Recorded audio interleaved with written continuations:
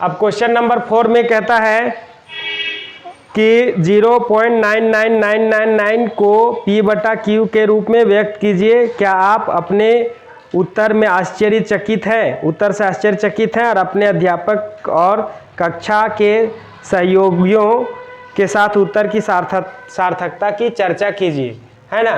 तो पहले हम लोग इसको लिखते हैं 0.9999, ये इसको P बटे Q के रूप में लिखते हैं। तो वैसा ही करेंगे हम लोग। माना x बराबर 0.999, बढ़िया से लिखिए, 9999 है, ठीक है। अब हम लोग दोनों ओर 10 से गुना करने पर, यानी समीकरण इसको 1 मान लो पहले। अब समीकरण 1 को 10 से गुणा करने पर, अब 10 से गुना करेंगे तो 10x बराबर 9.9999 ऐसे होगा, है ना। अब क्या होगा, अब इसको हम लोग लिखेंगे 10x बराबर 9 प्लस 0.9999 ऐसे लिख सकते हैं, है ना। अब समीकरण 1 से 0.999 का मान हम रख देंगे इसमें, 10x बराबर 9 प्लस x। हाँ, समीकरण 1 से मान रखने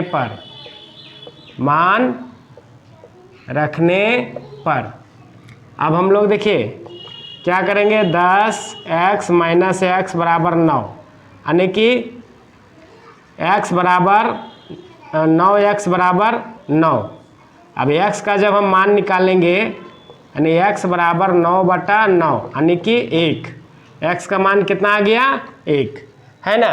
तो हम लोग इसमें क्या कह सकते हैं, हम लोग इसमें आश्चर्यजनक बात क्या है कि जो ये 0.9999 का मान है वो लगभग 1 के नज़दीक है ना। तो यहाँ हम लोग लिख सकते हैं, इससे हमें पता चलता है कि 0.999 का मान 1 के बहुत नज़दीक है, यानी कि इसका मान जो है बिल्कुल 1 के बराबर है और ये 1 के बिल्कुल नज़दीक है ना। यानी 1 में और इसमें बहुत ही कम अंतर है। बच्चों देखते हैं हम लोग क्वेश्चन नंबर 5। इसमें कहता है 1/17 के दशमलव प्रसार में अंकों की पुनरावृत्ति खंड में अंकों की अधिकतम संख्या क्या हो सकती है, इससे अपने उत्तर की जांच करने के लिए विभाजन क्रिया कीजिए। तो 1/17 है, 1/17, इसको क्या करना है, भाग देना है। 1 को 17 से भाग देना है ना, और 1 को 17 से भाग देना है और इसको देखना है कि कितना दूर तक जाता है, मतलब जहाँ तक कि पूरा जो नंबर है वो फिर से पुनरावृत्ति नहीं होते हैं, है ना। तो इसको अगर हम लोग भाग देंगे तो लगभग ये जो है वो आएगा, 1 को 17 से भाग देंगे तो आप लोग भाग दे लीजिएगा इसको, क्योंकि यहाँ भाग देने से वीडियो बहुत लंबा है, इसलिए मैं रफ में इसको भाग दे देता हूँ और इसका मान जो है वो लिखता हूँ, है ना। ये आएगा 1/17 बराबर, अगर भाग देते हैं तो 0.08823529411767। इतना दूर आ जाने के बाद फिर से ये मतलब इतना दूर तक ये अंक जो है वो रिपीट नहीं होंगे, है ना। भाग देने से इतना आएगा। तो इस तरह से हम लिख देंगे, अंकों के पुनरावृत्ति खंड में अंकों की अधिकतम संख्या जो है वो 16 है ना। इसको गिन के देखेंगे पूरा 16 आ जाता है ना। बच्चों अब हम लोग देखते हैं क्वेश्चन नंबर 6। P/Q, Q बराबर नहीं 0 के रूप में रूप की परिमेय संख्याओं के अनेक उदाहरण लीजिए जहां p और q पूर्णांक हैं जिनका एक के अतिरिक्त अन्य कोई उभयनिष्ठ गुणनखंड नहीं है और जिनका शांत दशमलव निरूपण है। क्या आप यह अनुमान लगा सकते हैं कि q को कौन सा गुण अवश्य संतुष्ट करना चाहिए? अनेक के कुछ ऐसा उदाहरण लेना है जहां कुछ परिमेय संख्या लिखना है p बटा q के रूप में जिनका शांत दशमलव प्रसार हो, है ना, और p और q के बीच में कोई भी उभयनिष्ठ गुणनखंड ना हो, यानी दोनों का HCF जो है वो 1 हो। और क्या माने q का कोई दूसरा गुण यहाँ पर दिखाई दे रहा है तो उसको लिखना है। ठीक है, तो हम लोग बहुत सारा उदाहरण ले सकते हैं इसमें, है ना। तो जैसे कि पहला उदाहरण हम लोग लिखते हैं 2/5। ये एक शांत दशमलव है, इसको अगर भाग देंगे 2 को 5 से तो कितना आएगा? 2 को 5 से देंगे तो 2 5 चौके 20, कितना आएगा? 0.4 आएगा, है ना। इसी तरह से हम लोग ले सकते हैं 1/10, इसको 10 से भागा देंगे तो 0.1। और तीसरा उदाहरण इसी तरह से लेते हैं 3/2। 3/2 तो 3/2 को करेंगे तो 1.5 आएगा। इसी तरह से हम लोग और भी ले सकते हैं 7/8। 7/8 इसको अगर भाग देंगे तो हम लोग आएगा 0.875। तो देखिए ये सब जो परिमेय संख्याएं हैं 2/5, 1/10, 3/2 और 7/8, ये सब जो है ये शांत दशमलव प्रसार है ना। तो शांत दशमलव प्रसार है और दोनों के बीच p और q के बीच में कोई भी उभयनिष्ठ गुणनखंड एक के अतिरिक्त नहीं है ना। तो इनमें क्या देखने को मिलता है? तो इसमें हम लोग लिखते हैं इन सभी परिमेय संख्याओं के हर 2 का पावर x गुना 5 का पावर y के रूप में है जहां x और y पूर्ण संख्या है। x और y जो है वो पूर्ण संख्याएं हैं।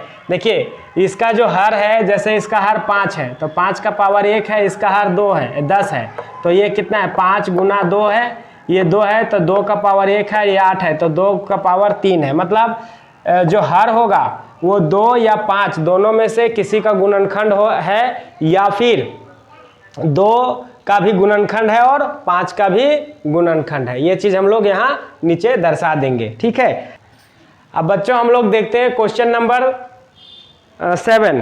क्वेश्चन नंबर 7 में कहता है ऐसी 3 संख्याएं लिखिए जिनके दशमलव प्रसार अनावर्ती हैं। मतलब जो संख्याएं जो है वो अशांत है ना। तो उसमें 3, तो इसको हम लोग 3 उदाहरण लिखना है। तो हम लोग लिखेंगे,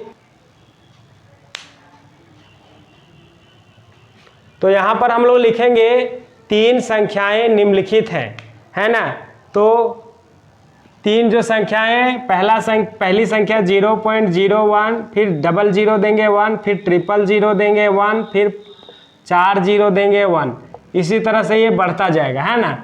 दूसरा हम भी लिखेंगे तो 1 के जगह पर 2 लिख देंगे, 0.02, फिर 002, फिर 0002, फिर 402, इस तरह से बढ़ते जाएगा। तीसरा 0.003, फिर 0003, फिर 3, 503, इस तरह से। तो ये सब जो है वो अशांत है ना, और बढ़ते जाएंगी, है ना। तो ये तीनों उदाहरण हम लोग लिख देंगे। इसके जगह पे आप दूसरा भी उदाहरण लिख सकते हैं। अब हम लोग आगे क्वेश्चन में बढ़ते हैं। क्वेश्चन नंबर 8 में कहता है परिमेय संख्याओं 5/7 और 9/11 के बीच 3 अलग अलग परिमेय संख्याएं ज्ञात कीजिए। तो पहली संख्या जो है वो 5/7 है। पहली संख्या क्या है? 5/7। और दूसरी संख्या क्या है? दूसरी संख्या है 9/11। 9/11। अब 5/7 जो है इसको हम लोग क्या करेंगे? भाग दे देंगे 5 को 7 से। 5 को भागा देंगे 7 से। तो 5 को जब हम लोग 7 से भाग देते हैं तो कुछ इतना आएगा, भाग दे दीजिएगा आप लोग और देखिएगा ये आ जाएगा आपका 0.714285, 0.714285 ये इतना आएगा और फिर यही रिपीट होगा 7142 ऐसा ही रिपीट हो जाएगा, है ना। अब इसको और तो हम लोगों ने देखा कि 5 को 7 से डिवाइड करेंगे तो इतना आता है और 9 को 11 से डिवाइड करेंगे तो इतना आता है। तो ये दोनों के बीच हम लोग को 3 परिमेय संख्या लिखनी है ना। तो इससे बड़ी होनी चाहिए संख्या और इससे छोटी, है ना। तो इसको हम लिख देंगे 0.750 7500 7500, ठीक है। इस तरह से ये जो संख्या है वो बढ़ते हुए चली जाएगी, है ना। फिर 7 5 1 2 3 4 0, है ना, 7 5 ऐसे करके ये पूरा बढ़ते जाएगी। और दूसरी संख्या अगर हम लिखेंगे तो 0.760, है ना। उसी तरह से 7600, 7600, 7640, 76 ऐसे बढ़ते जाएगा, है ना। अब तीसरा अगर हम लोग लिखेंगे, है ना, तो तीसरी संख्या मतलब 81 से कम होना चाहिए और इससे बड़ी होनी चाहिए, है ना। तो इससे हम लोग लिखेंगे 0.80, 800, 8000, 8408, इस तरह से ये संख्या। तो इस तरह से हम लोग 3 संख्या, इसके अलावा और भी संख्या आप लिख सकते हैं। यहाँ पर 7576 या 77 लिख सकते हैं, 78 लिख सकते हैं, कुछ भी आप लिख सकते हैं। जो ये संख्या मतलब ये जो है और ये दोनों के बीच में ही होना चाहिए, ठीक है। क्वेश्चन नंबर 9 कहता है बताइए कि निम्नलिखित संख्याओं में कौन कौन संख्याएं परिमेय और कौन कौन संख्याएं अपरिमेय है, ठीक है।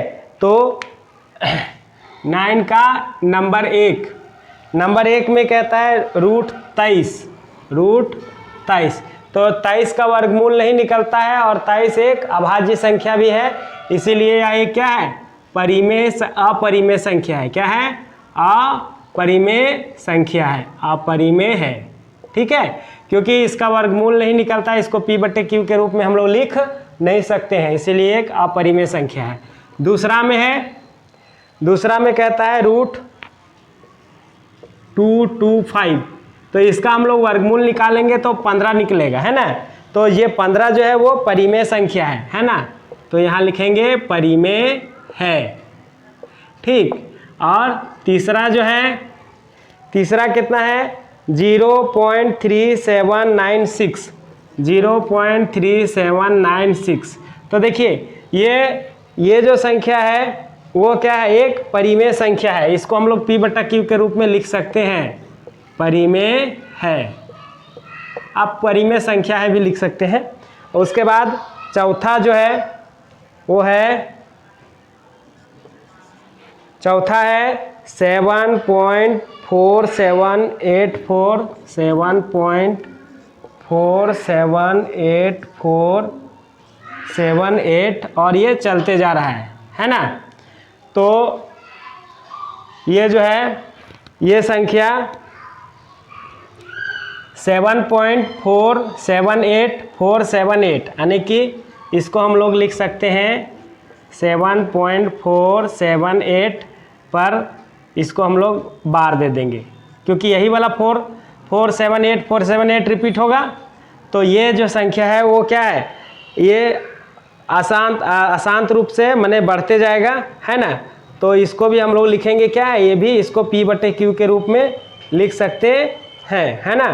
तो ये क्या है, अशांत है और आवर्ती है, वही चीज़ जो है वो बार बार रिपीट होगा, तो उसको हम लोग P/Q के रूप में लिख सकते हैं। इसीलिए इसको भी क्या लिखेंगे, परिमेय संख्या है।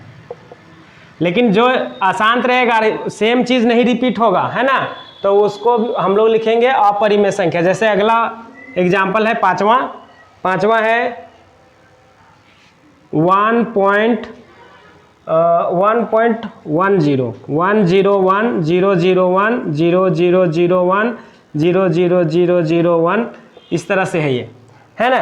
तो देखिए यहाँ पर जो है वो 0 1 है, फिर 00, फिर 000, फिर 40, फिर 50 होगा 1 के बाद, फिर इसी तरह से अलग अलग आएगा, मतलब ये सेम चीज़ रिपीट नहीं होगा। तो ये चीज़ जो है उसको बोलेंगे ये अपरिमेय संख्या है, अपरिमेय संख्या है। इस तरह से आज इतना ही, और आज हमारा 1.3 ख़त्म हो जाता है। और इस तरह का और वीडियो देखने के लिए हमारे चैनल को सब्सक्राइब करें और वीडियो दोस्तों तक शेयर करें। Thank you.